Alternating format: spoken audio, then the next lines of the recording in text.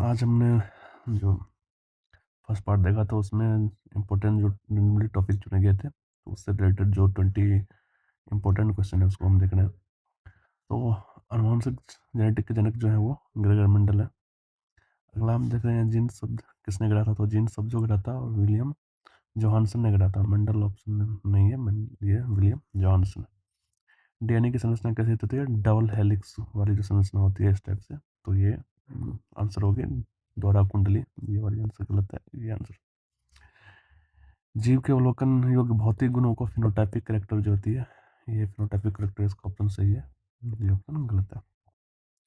अनुवांशिक शब्द 1905 ईस्वी में किसने गढ़ा था? तो अनुवांशिक शब्द जो है वो उन्होंने मतलब विलियम बेटसन जो है उन्होंने अनुवांशिक शब्द की गढ़ा था 1905 ईस्वी में। ये वाली ऑप्शन गलत है। अब विटामिन बी थ्री का रासायनिक नाम क्या है? नियोसिन। नियोसिन की कमी से जो रोग होता है वो उसको बोलते हैं पेलाग्रा, जिसमें 3D की हम बात कर रहे हैं। तो पेलाग्रा की 3D लक्षण जो है वो होती है डर्मेटिस, डायरिया और डेमेंशिया। इसमें जो कैरेक्टर है वो मृत्यु नहीं होती है। तो ये ऑप्शन का सही है। विटामिन डी थ्री किस खाद्य पदार्थ में पाया जाता है? तो ये एवोकाडो, मछली, आलू, ये तीनों में पाए जाते हैं। नियोसिन शरीर में किससे ऊर्जा जारी करने में मदद करता है? तो नियोसिन जो है वसा और प्रोटीन दोनों को मतलब विघटित करके ऊर्जा एनर्जी जनरेट करता है। रक्त का तत्काल ब्लड क्लॉटिंग जो है विटामिन के कारण शरीर में जमता है। विटामिन ए की कमी से जो होते हैं वो रतौंधी बीमारी होती है। खट्टे फलों में मुख्य रूप से विटामिन जो है वो सी पाए जाते हैं, विटामिन ए नहीं। ये आंसर गलत है, विटामिन सी पाया जाता है। 5 वर्ष से कम उम्र के बच्चों में अकाल मृत्यु का मुख्य कारण जो हो सकता है वो विटामिन ए की कमी हो सकता है। विटामिन सी का जो रासायनिक नाम है वो एस्कॉर्बिक एसिड है।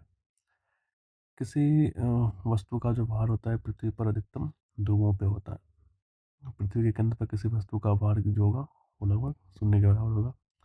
प्लायन वेग जो वी एस्केप होता है वो उसकी जो कक्षीय वेलोसिटी होती है, जो ऑर्बिटल वेलोसिटी होती है उसके बीच के संबंध जो होते हैं V escape is equal to root two orbital velocity, root two into orbital velocity होता है।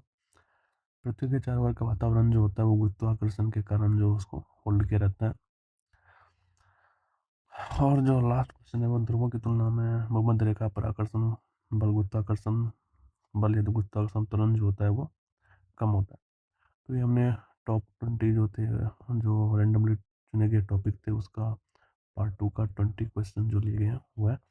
तो आप इसको समझने के लिए जो भाग जो पार्ट 2 है इसको समझने के लिए पार्ट 1 जो हमने थ्योरी जो डिस्कस किया था उसको ज़रूर देखें और इसी तरह से अभ्यास करते रहें, क्योंकि मैं ऐसा करता हूँ कि आपने सारी टॉपिक आपके पास नॉलेज हो रखे होंगे, आपने पढ़ रखी है, बस उसको एक अंतिम धार देने की ज़रूरत है। इसलिए मैं रिवीजन के लिए प्रोसेस मतलब ये कोशिश कर रहा हूँ जो आपको बहुत ही हेल्पफुल होगा।